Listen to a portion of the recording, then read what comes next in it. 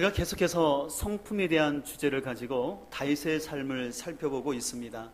우리 다시 한번 성품의 정의를 살펴본다면, 성품이라는 것은 아무도 보지 않을 때 나타나는 자신의 모습으로서, 성품은 다이아몬드처럼 깎여지고 잘 연마된 모습이라고 말씀을 드렸습니다. 오늘은 이 성품에 대한 두 번째 정의를 살펴보고자 하는데요, 우리나라에서 이 성품 연구의 대가이신 이영숙 박사님은 좋은 성품을 다음과 같이 정의를 했습니다. 좋은 성품이란 어떤 것이냐면, 갈등과 위기 상황 속에서 더 좋은 생각, 더 좋은 감정, 더 좋은 행동으로 문제를 해결하는 능력이라고 말했습니다. 그로 말미암아서 어떤 환경 속에서도 항상 옳은 일을 선택할 수 있는 결단력이라고 말을 했습니다. 오늘 본문에 나오는 다윗 역시 심각한 위기와 갈등 속에 있었습니다. 아들 압살롬의 쿠데타로 인해서 그는 쫓기는 신세가 되었고, 또 그 가운데 시므온이라는 사람이 나타나서 시므이가 이 다윗을 향해서 입에 담기 어려운 모욕스러운 말을 하게 되었습니다. 그래서 세번역 성경에 보면 7절과 8절에서 시므이가 이렇게 말을 했습니다. 시므이가 다윗을 저주하여 말하였다. 영영 가거라. 이 피비린내 나는 살인자여, 이 불안당 같은 자야. 내가 사울의 집안 사람들을 다 죽이고 그의 나라를 차지하였으나 이제는 주님께서 그 핏값을 모두 너에게 갚으신다. 이제는 주께서 이 나라를 너의 아들 압살롬의 손에 넘겨주었다. 이런 형벌은 너와 같은 살인자가 마땅히 받아야 할 재앙이다. 오늘 시므이는요, 다윗을 향해서 살인자, 불안당 같은 사람이라는 인격적인 모욕을 하면서 다윗이 사울 집안 사람들을 다 죽였고 나라를 빼앗았던 악한 사람이라고 얘기를 하는 것입니다. 그러면서 하나님이 이러한 다윗을 벌지기 위해서 그 아들에게 나라를 넘겨주었다라고 저주를 하는 것이었습니다. 그러나 여러분들, 다윗은 실은 사울 가문 사람을 어느 사람도 죽이지 않았습니다. 오히려 요나단의 아들이었던 무비보셋을 잘 돌봐줬던 것을 알 수가 있습니다. 또 사울이 왕자를 잃은 것은 다윗 때문이 아니라 사울이 하나님 말씀을 버렸기 때문에 하나님이 사울을 패하신 것이었습니다. 다윗의 입장에서는 지금 아들의 쿠데타로 인해서 이루 말할 수 없는 고통 가운데 있었는데, 이 자신을 중상모략하는 이 시므이로 말미암아 그는 어떻게 보면 인생에 있어서 심한 갈등과 위기 상황 속에 처해 있을 수 있었습니다. 그래서 그와 함께 하고 있었던 아비새는 다윗에게 이렇게 말을 하는 것이었습니다. 오늘 9절 말씀을 세번역에서는 또 이렇게 표현하고 있는데요, 여러분 앞에 자막을 보시면 이렇게 되어 있습니다. 그러자 스루야의 아들 아비새가 왕에게 말했다. 죽은 개가 높으신 임금을 저주하는데 어찌 그냥 보고만 계십니까? 제가 당장 건너가서 그의 머리를 잘라버리겠습니다. 왕은 대답하였다. 스루야의 아들아, 나의 일에 너희가 왜 나서느냐? 주님께서 그에게 다윗을 저주하라고 분부하셔서 그가 저주하는 것이라면 그가 나를 저주한다고 누가 그를 나무랄 수 있겠느냐? 오늘 다윗은 시므이의 저주에 격분한 아비새를 진정시키면서 하나님이 그에게 저주를 허락하시는 거라면 누가 막을 수 있겠느냐라고 얘기를 합니다. 그러면서 11절에는 다음과 같은 자신의 생각을 드러냅니다. 계속해서 11절은 세번역에서 이렇게 번역합니다. 그런 다음에 다윗이 아비새와 자기의 모든 신하에게 말하였다. 생각하여 보시오. 나의 몸에서 태어난 자식도 나의 목숨을 노리고 있는데 이러한 때에 하물며 저 베냐민 사람이야 더 말해 무엇 하겠소? 주님께서 그에게 그렇게 하라고 시키신 것이니 그가 저주하게 내버려 두시오.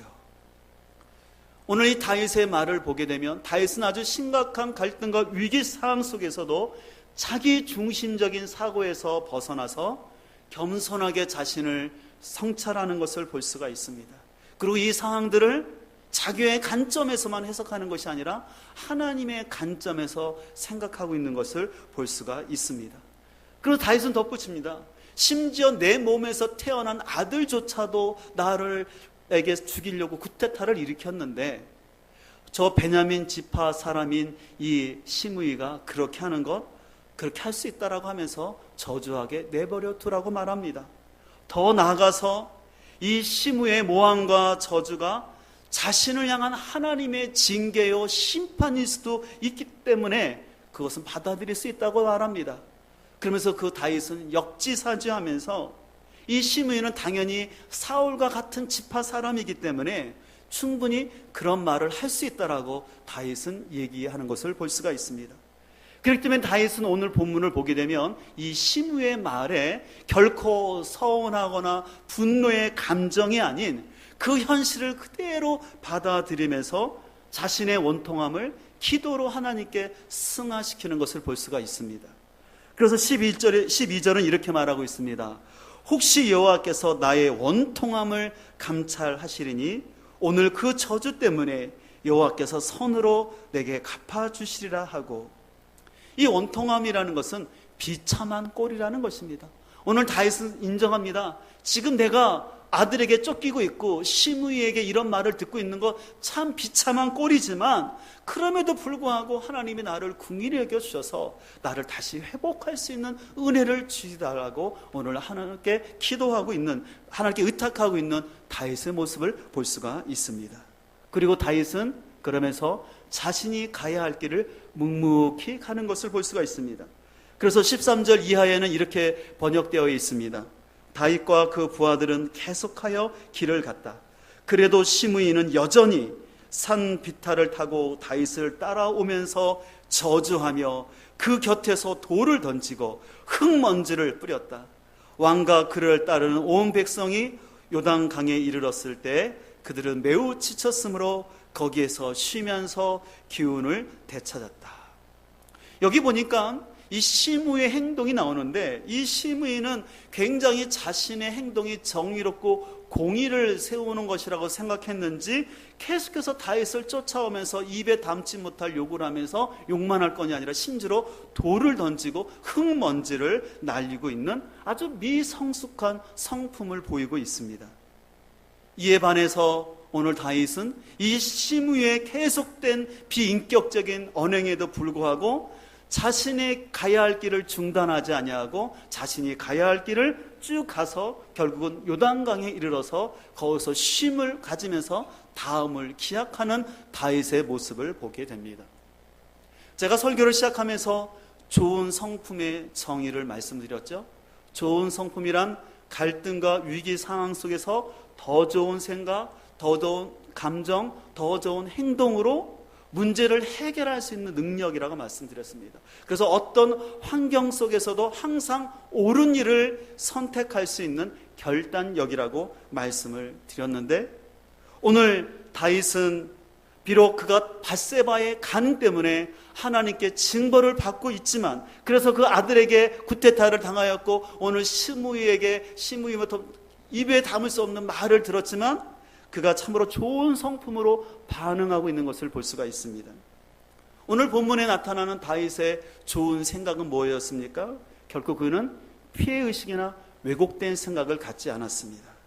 또 시므이 때문에 복수심이나 우울한 감정에 처하지 않고, 또한 자신의 가야 할 길을 중단하는 것이 아니라 계속해서 가야 할 길을 백성들과 함께 가는 좋은 성숙한 성품으로 대응하는 것을 볼 수가 있습니다. 이에 반해서 시므이는 어떻습니까? 아까도 말한 것처럼 시므이는 아주 미성숙한 성품을 보여줬는데, 이 시므이는 다윗의 고통을 심각하게 왜곡하였습니다. 다윗이 사울 집안 사람을 한 사람도 죽이지 않았음에도 불구하고 시므이는 뭐라고 왜곡했습니까? 사울 사람을 다 죽였다라는 왜곡된 과장된 말을 했습니다. 그리고 그의 감정과 행동을 보게 되면 지금 이 시므이는 굉장히 화가 많이 난 상태에서 그는 아주 혈연주의와 또 분노 가운데서 저주의 말을 하고 아까 말한 것처럼 돌을 던지고 흙먼지를 계속해서 날리고 있는 아주 어리석은 행동을 계속해서 보여주고 있습니다. 근데 이랬던 시므이가요, 19장 16절을 보게 되면 다윗이 하나님의 은혜로 구테타를 진압하고 에르살렘으로 돌아올 때 요단강으로 제일 먼저 나와서 다윗을 영접하는 아주 기회주의자적인 행동을 그대로 보여주고 있습니다. 그래서 여러분들 19장 19절을 보실까요? 19장 19절을 보면 이렇게 되어 있습니다. 왕께 아뢰되 내 주여 원하건대 내게 죄를 돌리지 마옵소서. 내 주 왕께서 예루살렘에서 나오시던 날에 종의 패역한 일을 뭐하지 마옵시고 기억하지 마옵시고 왕의 마음에 두지 마옵소서. 참 뻔뻔하죠. 자, 그러면서 20절 말합니다.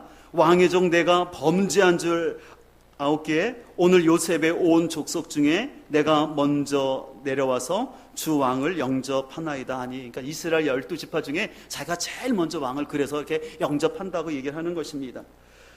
그러자 21절 스루야의 아들 아비새가 대답하여 이르되 시므이가 여호와의 기름 부으신 자를 저주하였으니 그로 말미암아 죽어야 마땅하지 아니니까 하니라. 22절 다윗이 이르되 스루야의 아들들아 내가 너희와 무슨 상관이 있기에 너희가 오늘 나의 원수가 되느냐. 오늘 어찌하여 이스라엘 가운데서 사람을 죽이겠느냐. 내가 오늘 이스라엘의 왕이 된 것을 내가 알지 못하리냐 하고 왕이 시므에게 이르되 내가 죽지 아니하리라 하고 그에게 맹세하니라. 우리 같으면 시므이를 어떻게 하고 싶습니까? 당장 처단하고 싶지 않습니까? 근데 오늘 다윗은 이를 용서하고 그에게 너의 목숨을 빼앗지 않겠다라고 합니다. 이 시므이의 그 기회주의인 행동을 다윗은 그대로 용서하는 것을 볼 수가 있습니다. 왜 다윗이 이렇게 할 수 있었을까요? 다윗은 말합니다. 오늘 내가 다시 하나님의 은혜로 이스라엘의 왕이 되었는데 내가 더 이상 어떤 사람의 생명을 취한들 무슨 의미가 있겠느냐. 난 왕으로서 기회주의적인 행동을 보였던 이 시므이도 품고 아비와 같은 심정으로 이와 함께 내 하나님 나라를 이뤄가겠다라는 그 고백을 하는 것이었습니다. 그러나 훗날 다윗은 자기가 죽기 전에 솔로몬에게 이 시므이를 없애라는 유언을 남깁니다. 우리 이것을 잘못 보면 다윗이 굉장히 이중적인 사람이다. 앞에서는 안 그러는데 뒤에서는 뒤통수 친다라고 생각하는데 그런 의미가 아닙니다. 다윗이 왜 아들 솔로몬에게 이를 처단하라고 얘기를 하냐면 개인적인 원한이 아니라 시므이의 행동은 명확하게 하나님의 심판이 요구됐습니다. 왜냐하면 하나님이 기름 부은 왕에 대해서 입에 담지 못할 요구를 했고 하나님 나라의 질서를 깨트리는 행동을 했기 때문에 이 사람은 하나님 나라에 합당하지 않기 때문에 하나님의 심판이 필요했던 것이었습니다. 그래서 실제로 열왕기상 2장 46절을 보게 되면 솔로몬이 왕이 된 다음에 솔로몬이 이를 바로 즉시 처단한 것이 아니라 이 시므이에게 어떤 약속을 정했는데 이 시므이가 그 약속을 정하지 않고 경계선을 벗어나게 되자 그것을 근거로 해서 결국은 이 시므이를 처단하는 것을 보게 됩니다. 여기까지가 오늘 본문에 대한 쭉 설명인데요. 우리가 살다 보면 인생 가운데 이런 시므이와 같은 사람을 만날 때가 종종 있습니다. 자신의 일도 아닌데 공연히 참견을 하면서 극단적인 생각을 가지고 혈연주의나 인맥에 빠져서 출신지를 따지고 나온 학교를 따지면 그런 사람을 만날 수도 있습니다. 아니면 사울을 패하시고 다윗을 세우시고자 했던 그 하나님의 뜻도 제대로 알지 못하면서 자신의 추측을 가지고 타인의 고통에 대해서 함부로 비난하면서 또 심지어는 없는 말을 만들어내는 그런 사람을 만날 수도 있습니다. 또 오늘 시므이처럼 기회주의적인 전형적인 사람을 만나서 자신이 힘이 있을 때는 사람들을 함부로 말하고 억압하다가 또 입장이 바뀌게 되면 아부를 하면서 읍소를 하는 그런 사람을 만날 수가 있습니다. 우리가 이런 시므이와 같은 사람을 만날 때 우리에게 필요한 성품은 무엇일까요? 전 두 가지 성품을 우리가 갖기를 원하는데 그것은 인내와 분별력입니다.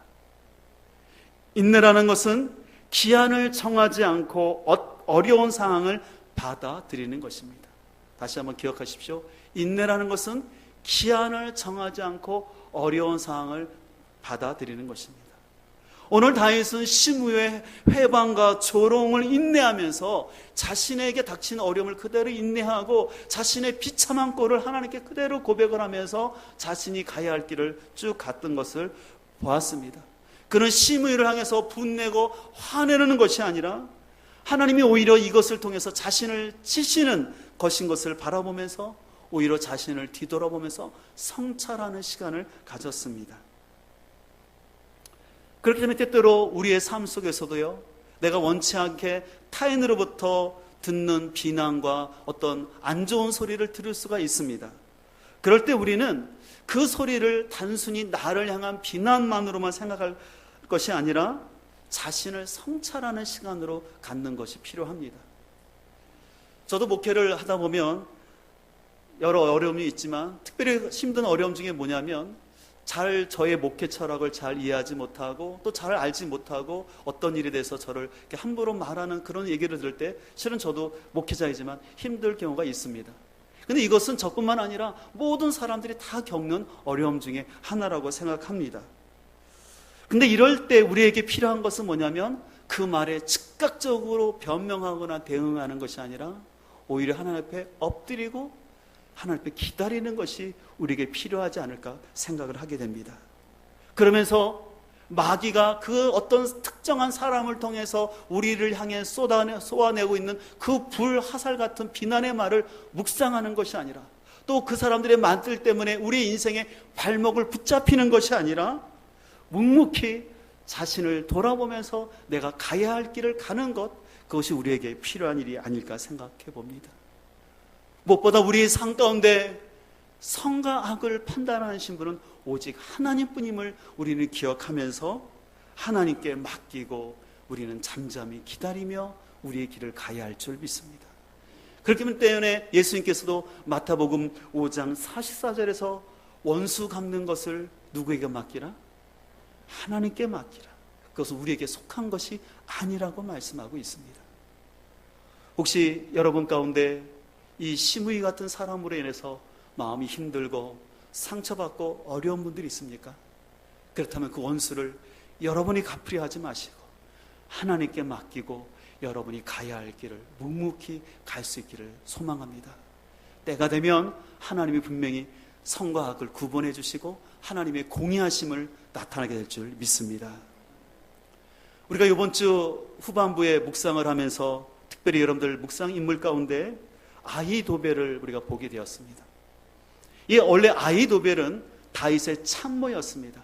근데 압살롬이 쿠데타를 일으키자 다윗을 배반하고는 압살롬 편이 되었습니다. 근데 이 아히도벨은 그 당대 최고의 지략가이고 전략가였습니다.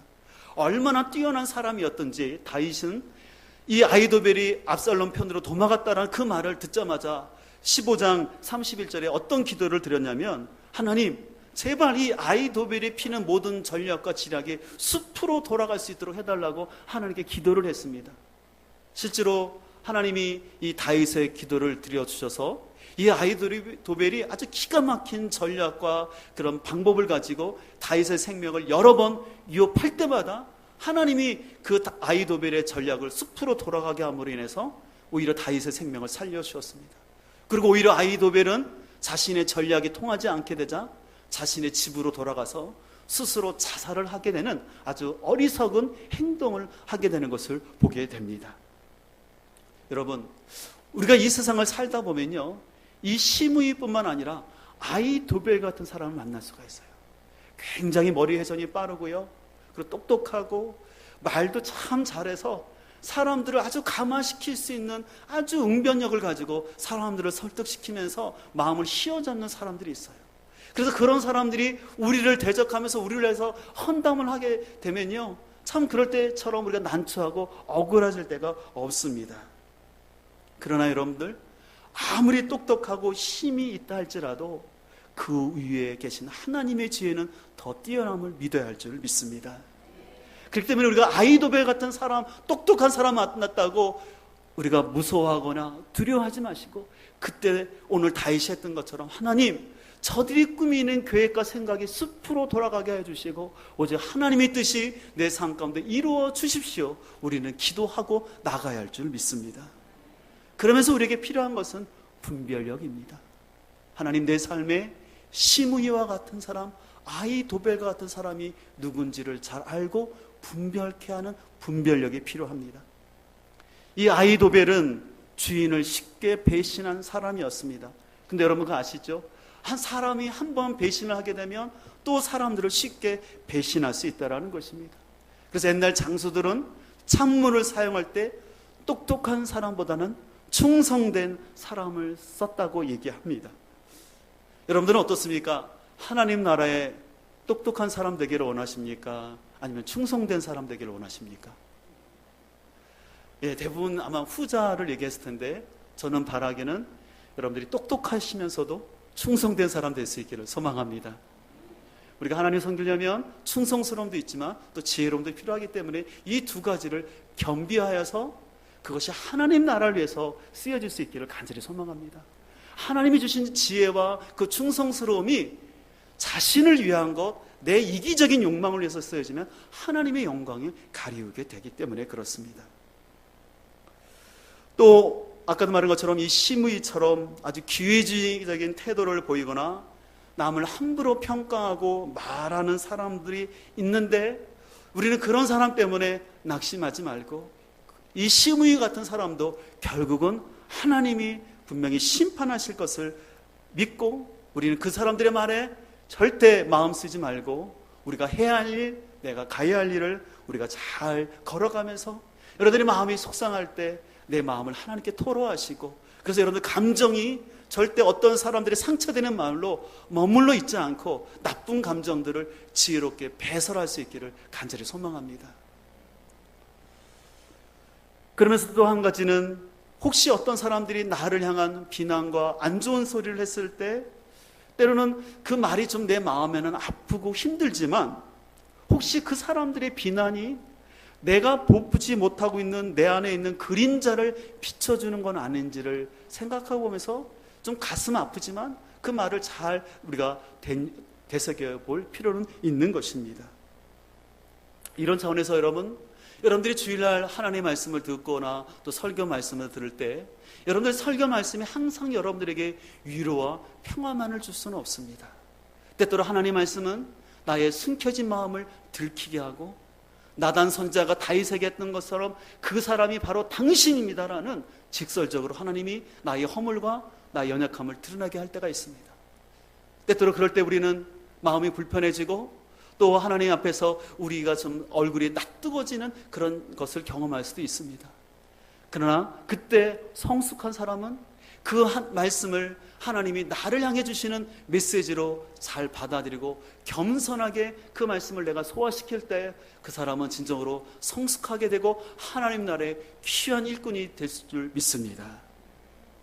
특별히 우리 교회 같은 경우는 큐티를 통해서 말씀 묵상을 강조하는 교회인데 여러분 한 가지 제가 다시 한번 권면드리기 원하는 것은 여러분은 말씀은 언제나 나를 성찬하고 그 적용은 나의 삶에 미쳐줘야지 그 말씀을 가지고 다른 사람을 판단하거나 다른 사람을 정죄하는 데 사용하면 오히려 그 말씀 묵상은 잘못된 길이라는 것을 잘 아셔야 됩니다.